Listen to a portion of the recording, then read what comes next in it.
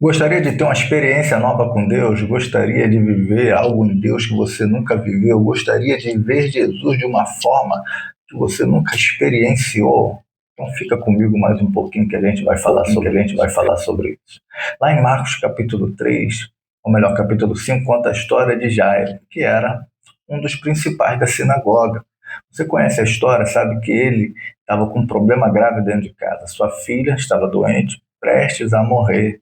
E aí ele descobre que Jesus tinha acabado de voltar daquela viagem, a qual ele foi até o Gadareno, expulsou aquela legião de demônios, e estava ali ensinando na praia, quando de repente ele se apresenta a Jesus.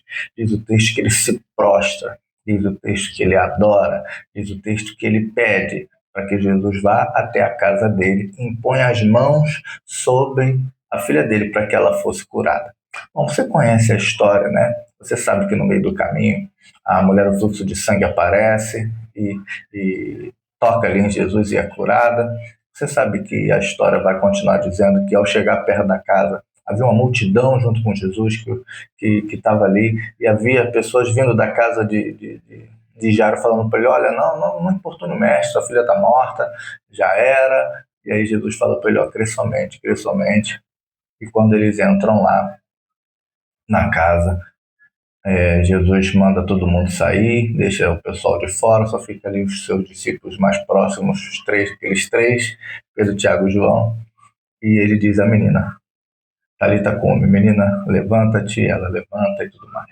Mas o que eu quero dizer sobre experiências novas? Deus tem ministrado ao meu coração sobre isso. Jairo, ele era o principal da sinagoga.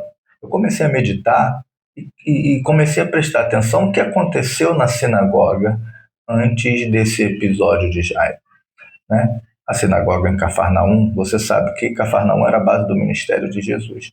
Então, em algumas sinagogas aconteceu alguns eventos que trouxeram a Jairo esse entendimento de quem era Jesus. Você sabe que os líderes religiosos, que as pessoas que participavam do contexto religioso de Israel, foram exatamente aqueles que botaram Jesus na cruz. Então, Jairo, assumindo publicamente aquele posicionamento de se prostrar, de adorar, de chamar Jesus aí à sua casa, isso poderia trazer para ele todo tipo de problemas, mas ele agiu em fé, né? É claro, Deus opera por meio da fé e não por necessidade, não é isso? Você sabe disso, né? Então, Jairo, por que Jairo agiu daquela maneira? Então, na sinagoga, né, a gente vai vendo uns textos anteriores que Jesus curou aquele homem da mão mirrada.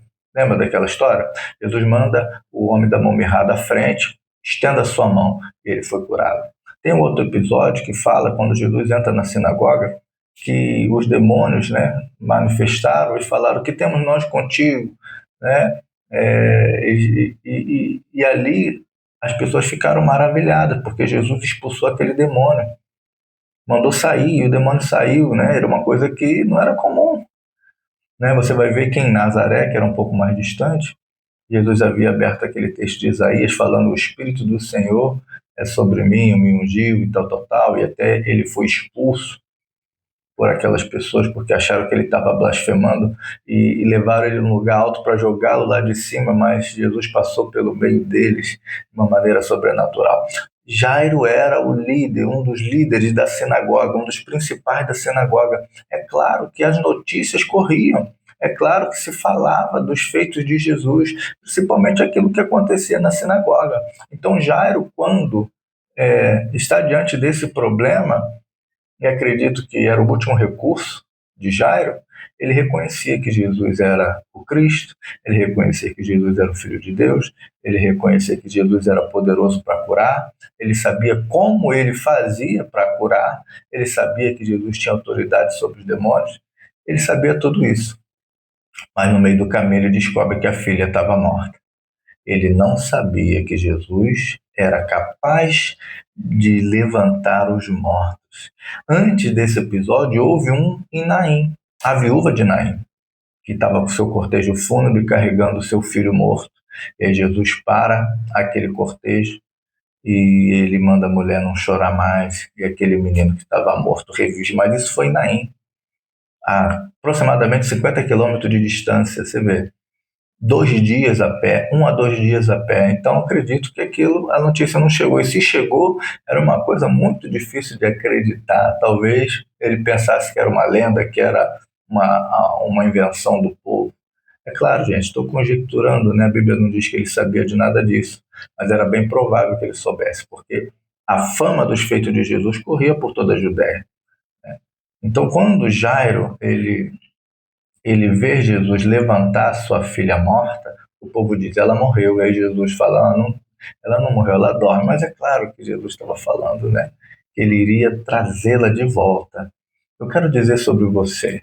Talvez você tenha algumas experiências com Deus. Talvez você conhece Deus na sua vida financeira, na sua vida familiar. Talvez você conhece Deus na sua vida profissional. Mas tem área da sua vida que você ainda não viu a manifestação de Deus. Tem área da sua vida que você ainda não viu o agir de Deus. É sobre isso que eu estou falando. O Deus que nos ama, o Deus que se manifestou através de Jesus, o Deus que, através de Jesus, nos deu o Espírito Santo, nos deu a salvação, nos deu a vida. Ele quer se revelar a nós de uma maneira sobrenatural, de uma maneira nova, de uma maneira a qual a gente nunca viveu, novas experiências. O Senhor vem ministrando isso ao meu coração e eu tenho orado, Senhor, eu quero conhecer o Senhor no nível que eu ainda não conhecia, eu quero conhecê-lo no nível que ainda não tive oportunidade de experimentar. E eu sei que a Bíblia conta de um grupo específico que conheceu coisas sobre Jesus que nenhum outro conheceu. Esse grupo se chama o grupo de discípulos. Havia os 12 discípulos, havia os 70, e dentre esses havia um grupo ainda mais restrito, que era aquele grupo onde tinha aqueles três, Pedro, Tiago e João.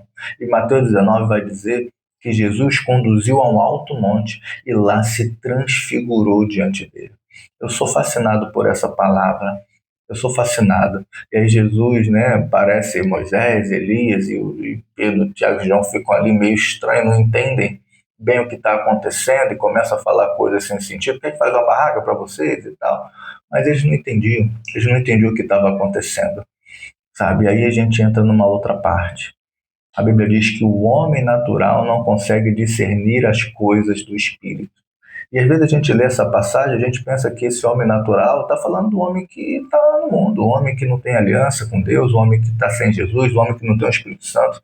Mas na realidade, nós estamos falando do homem natural que está dentro da igreja.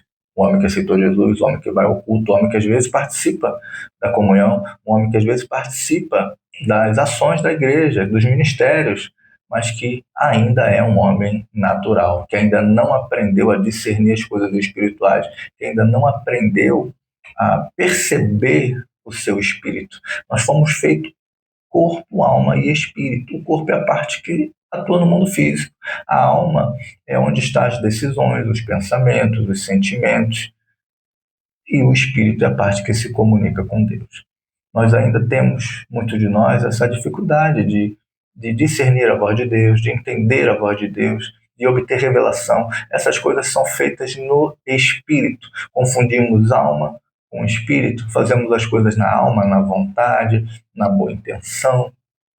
A nossa relação com Deus está na alma. Choramos, nos alegramos, mas somos inconstantes. Não andamos por fé, andamos por vista. Sabe? O Deus verdadeiro é aquele que quer se revelar a mim e a você num novo nível, num nível mais profundo. Jairo naquele dia foi buscar alguém que pudesse curar sua filha. Ele saiu de lá conhecendo alguém que tinha poder de ressuscitar os mortos. Os discípulos viram coisas que ninguém viu.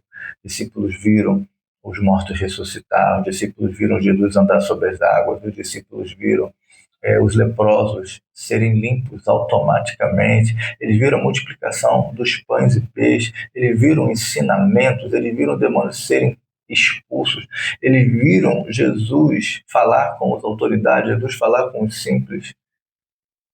Mas aqueles três viram coisas ainda mais profundas, a níveis mais profundos em Deus, a experiências novas, aquilo que aquilo que está oculto pertence ao Senhor, mas aquilo que está revelado pertence a nós. Sabe? Que venham sobre a sua vida um tempo de novas experiências. Se você chegou até aqui, deixe seu like, comente, envia para alguém, sabe? Seja uma ferramenta de Deus, compartilha, tá bom? E lembre-se, Há uma nova experiência te esperando. Busque o Senhor e encontre isso que Ele quer revelar a você. Fique na paz.